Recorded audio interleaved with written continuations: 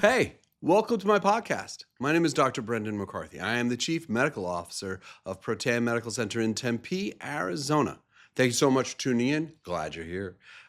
Today, we're going to do, I think, the most important arc of episodes I've done yet. And I saved this one for now. So I'm going to talk about progesterone. Let me cut to the chase. And progesterone is the most important thing that I do in my practice. This is it. This is the center.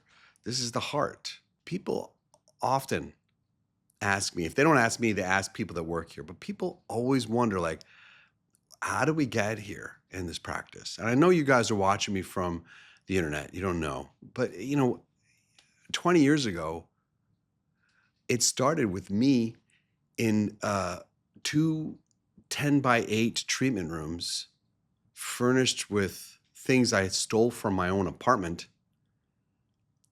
And that's what the practice started as, real small. 2 10-by-8 rooms, a futon from Walmart. You know what I mean? It was rough. And to go from that to a 25,000 square foot facility with 10 physicians and a support staff of 50, what's the proprietary thing you do that brought this? How'd you become successful?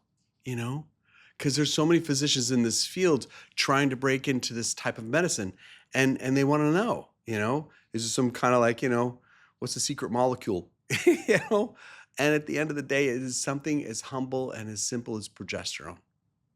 That's it. Simple progesterone. And when I tell them that, it's almost like okay, my mom remarried, and I'm Irish by heritage, and she remarried Sicilian, and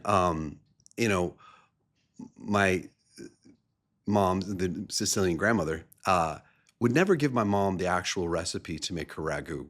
Okay. And I've learned over time, this is a common thing for people not to give the whole recipe. They hold a little something back, So it's almost like people think I'm holding back my recipe, but when I say it's progesterone, and it's like I'm trying to hold back my secret thing of like browning the, tomato paste or something. No. This is the truth. This is really what it is. Progesterone is the most important thing.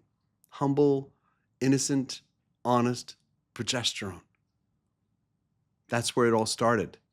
And, progesterone is easily overlooked. And in a lot of ways, it's like the women I see in my practice. They feel unseen.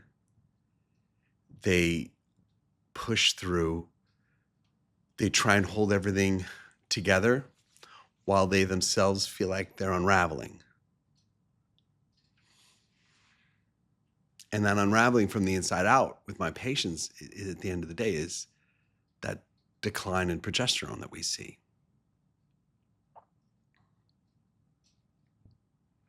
Progesterone is the breakthrough, I feel, in medicine for me as a physician. My adoption of it in the practice was what catalyzed the success of the practice and my success rate as a physician in the cases that I've seen. It just is progesterone. But the way I approach progesterone is very different from the way that you would see classically. Medically, it is always thought of in simple terms of like, this is what you use for, sparing the lining for women who have a uterus. You give them progesterone. That's all it's thought of. In order to fully grasp how progesterone became as pivotal within my practice, you have to understand the neurobiology that goes into progesterone, not just the simple endocrinology of the line of the uterus, but the endocrinology also of breast tissue. We talk about the benefit of progesterone for neurobiology, the benefit of progesterone throughout for lipolysis. The progesterone plays a role throughout so many areas of your body. It's the understanding of it on that level is when you could start to see how this one innocent, honest, beautiful part of you can make things run so well. And then when it's not there, things don't run well. The core component of this is that, progesterone is not just a reproductive hormone. It is a reproductive hormone. I do use it for gynecologic concerns, luteal phase insufficiency. I use it for fertility. Progesterone has a lot of benefits and needs that we use in gynecologic and in reproductive health. Absolutely. but it's a core regulator of the female stress response. This is missed all the time in medicine. Think about it. As a woman, you go to your doctor and you're having, anxiety, depression, insomnia. When was the last time they asked the simple question of, when are you having your symptoms? Is it associated with your cycle? And if they are that clever to ask that question, then the question becomes, do they run the labs to verify that this is progesterone, or they just pop you on birth control or an SSRI or an anxiolytic medication? Or do they prescribe you sleep med? Do they try to understand your progesterone? But I do know that progesterone is a core regulator of the female stress response. And you heard that from me. That is a deep truth. My first case of a patient, when I treated her with progesterone, with anxiety that's, nonstop,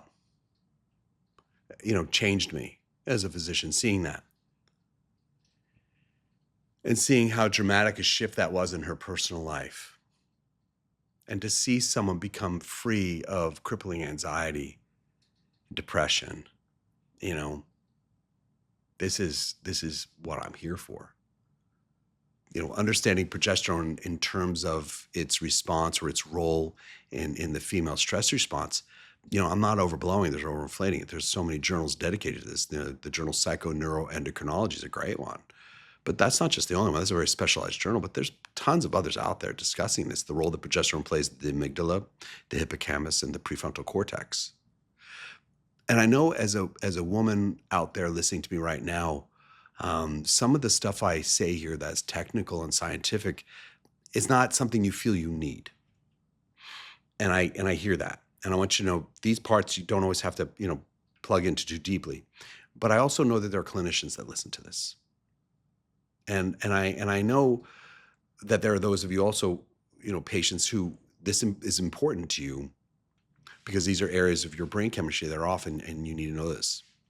So when I discuss these things at this depth, it's not my goal to try and sound, overly clever or trying to, use too many terms that are unnecessary for you to have. It's my goal is to be as broad and as helpful as I can be. So I know sometimes you say things like amygdala, hippocampus, and prefrontal cortex. That sounds like I'm speaking another language. And I'm sensitive to that for you.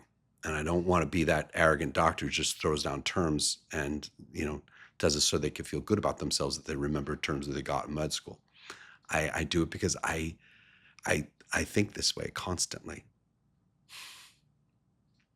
When you're under severe stress, the amygdala is that reptile brain, they call it in neuroanatomy. It's the deeper part of the brain, how you assess threat, how you respond to threat. Amygdala is, a deep part of the brain. And when you don't have progesterone, that part of the brain leans itself towards anxiety.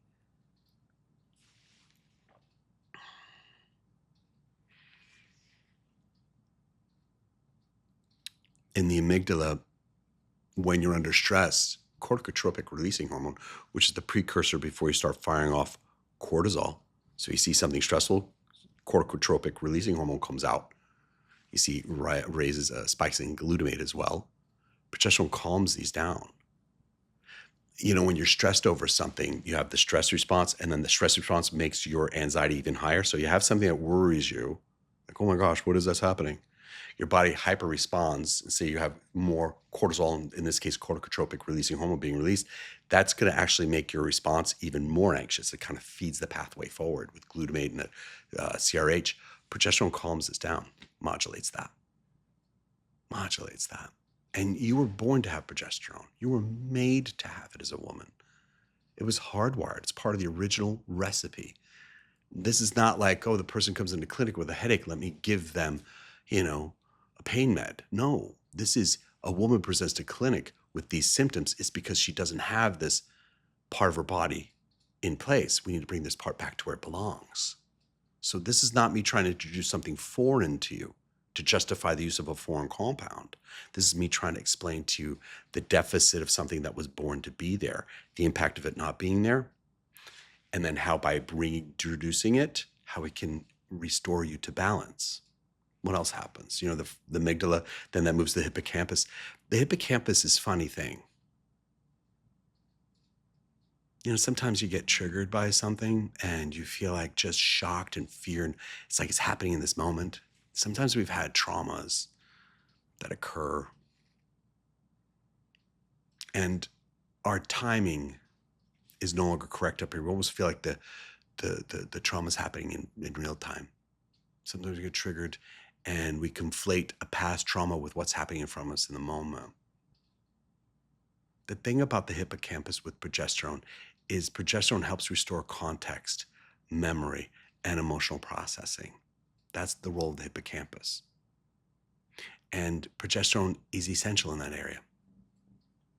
Sometimes we can see ourselves being triggered in real time, be like, yeah, this really is upsetting me. It's reminding me of this. I really need to calm down. That's the hippocampus doing its job.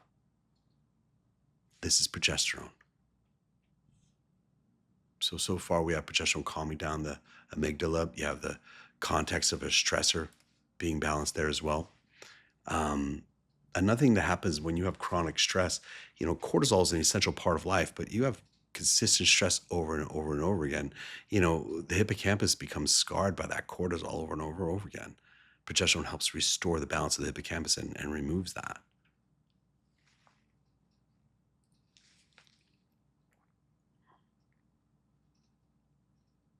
And then finally, the prefrontal cortex, that's the part where you express yourself. This is, I always use this example. You have the amygdala is like the light bulb in a movie projector. And the hippocampus is sort of like the screen in a way. It's like a little glass lens that it goes through. And then you have, on the screen in front of you, that's it being projected into the frontal cortex.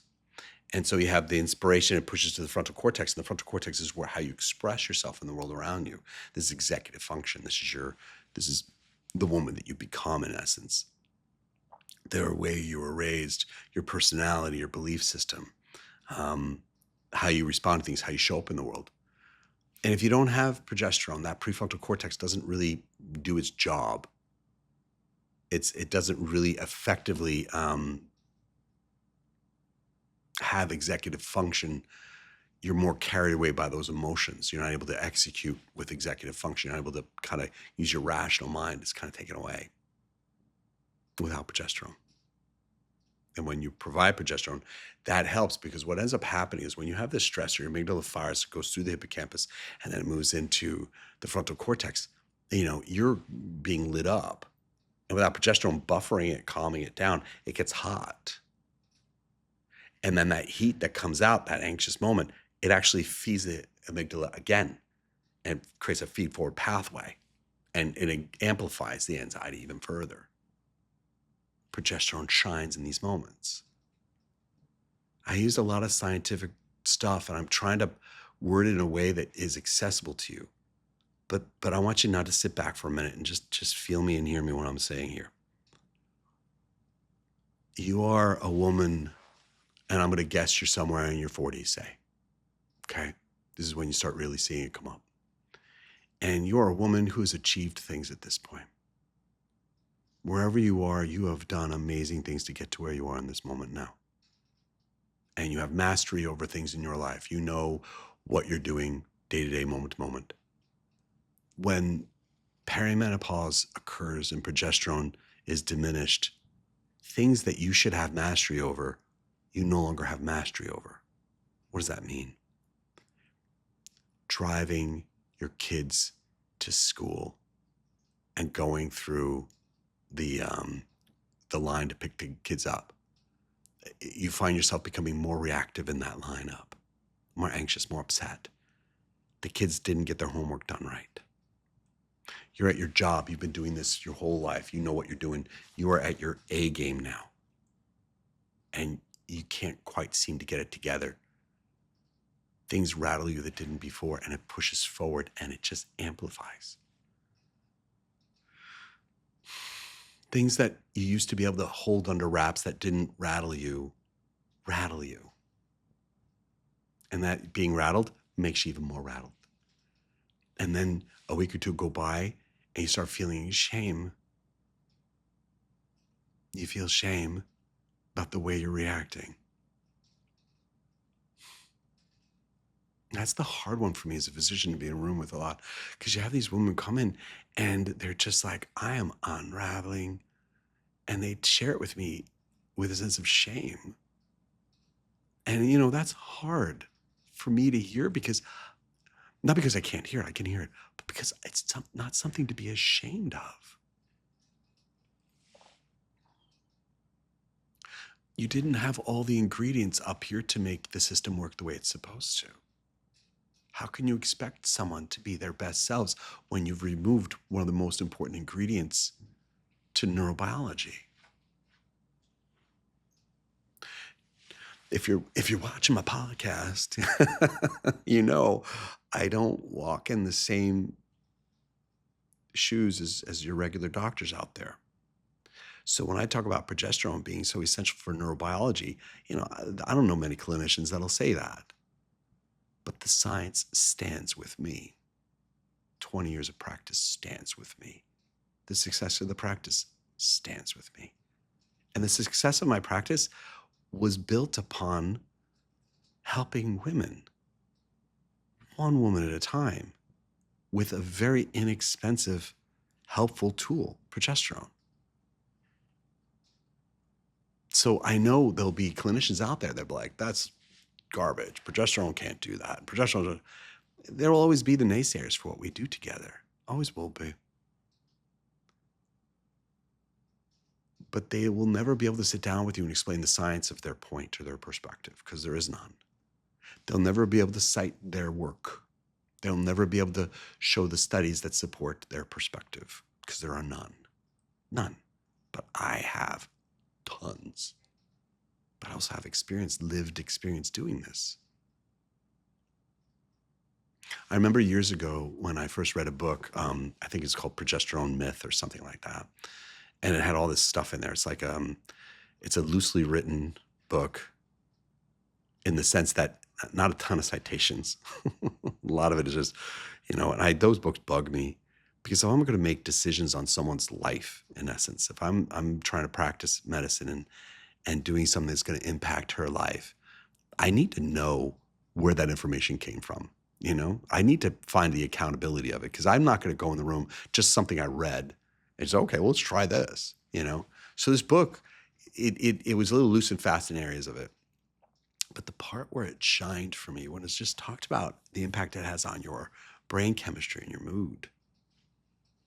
And that still sits with me, how there are sources out there who discuss it, but they don't always cite it very well. They don't always really stand by their work very well. Today's episode, I'm going to have at the YouTube, you go to YouTube, you'll see in the description, I'm going to have a bunch of citations. So those of you who nerded up and like to look at the citations, I gotcha. And those of you who want to bring this to your physician or other care provider, they would see those citations and know that, I'm doing my work. And if they really are interested, they will read the citations and they will understand how I came to this conclusion. And then they could say, well, I think it will work or not work. That sounds like a lot of work, doesn't it, for a doctor to go read this little thing and then read some articles to understand a case? It sounds like a lot of work. And it is, but it is what the job actually really is. The job of a physician is actually to think about the person in the room with you. It's not the throughput. It's not getting patients through the office. That's a business model. That's not medicine. The true practice of medicine is actually understanding you. I'm saying this on purpose. I'm leading this to a place, I promise you. The place I'm leading this to is accountability. When someone tells you that something will work, they must show you how they came to that place that it'll work. They must show you their work, I believe. And if someone says it won't work, they must show you why it won't work. You deserve the doctor to be accountable to you like that. This is a non-negotiable in my practice. We do this all the time. This is who we are and how we operate. So I want you to know that you are valid to ask about these things. And you're valid to ask for a better understanding. And you're valid, and you should not be dismissed. Especially on progesterone. This is a big one. That's why I'm going to spend so much time on it. I think I have 7 episodes so far written up. Like 7 episodes? What are you talking about? 7 episodes? It's a lot of material. Um, like right away, the first thing I want to do in an episode is why I use only troches, which is an oral sublingually dissolving version of it. Why do I do that?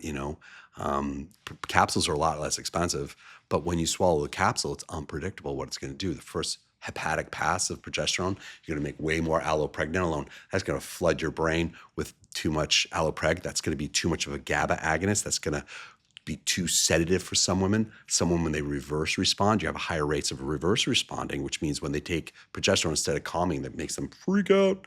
You don't want to do that. So the pill swallowed really does amplify these.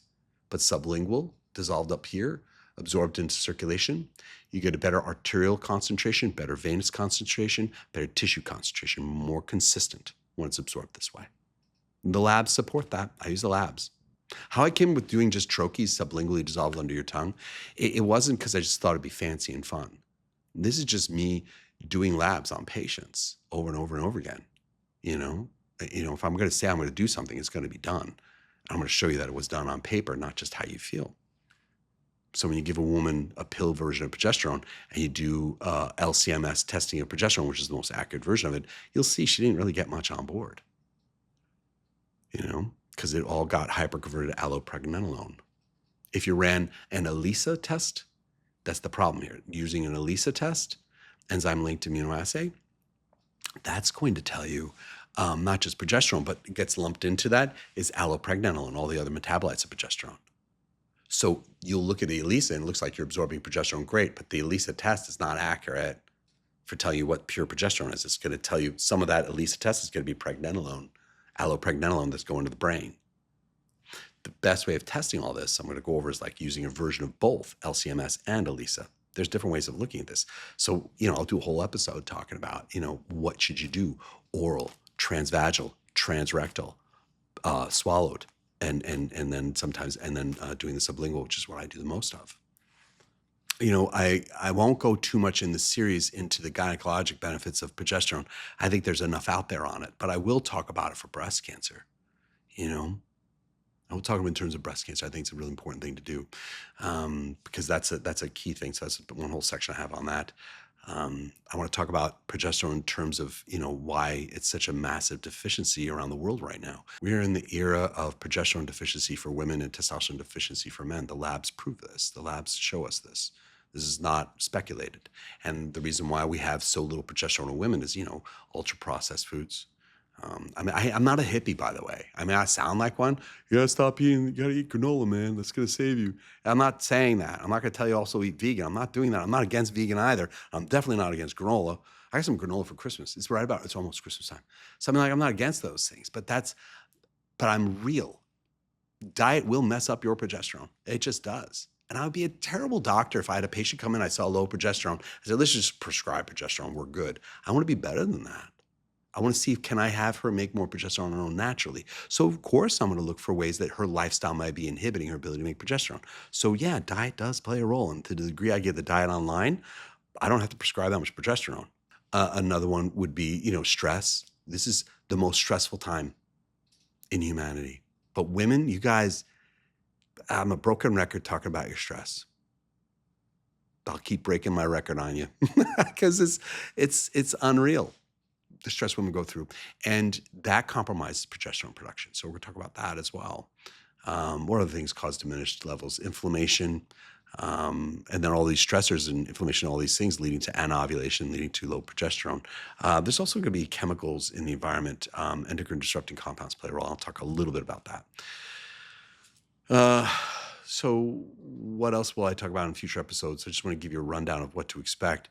And I'll talk about allopregnanolone, which is the downstream metabolite, the role it plays in the brain is neurogenesis, remyelination.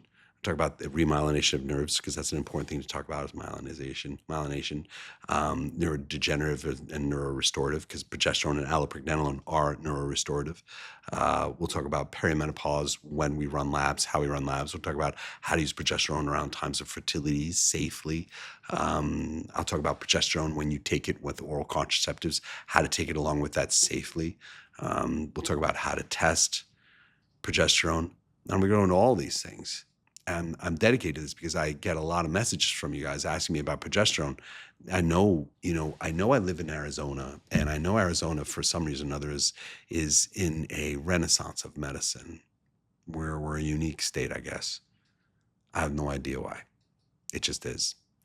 But in Arizona, it's very common to have multiple options for different types of progesterone. The troche, the cream, the patch. No, excuse me, the patch. The troche, the cream. I've even seen pellets. Don't do pellets, by the way. I'll show why. Different versions of getting it, but many of you out there don't have access to different types of progesterone. I'll talk about that too, and I'm aware of these shortcomings around the world, because I know that half of my viewers are around the world, and I'm so humbled by that. I look forward to exploring this with you more than ever. I look forward to having the next several weeks talking about progesterone and talking about you. I look forward to your comments. I look forward to your interaction. I always do, but this one especially, this could be a big one for us. And it starts now. So to the degree that you like this material, please, subscribe. And to the degree that this episode and what we're doing here is good, please like. And if you know someone that has low progesterone or symptoms of low progesterone, or someone you think would benefit from this, please share it. Thank you so much, and I will see you at the next episode.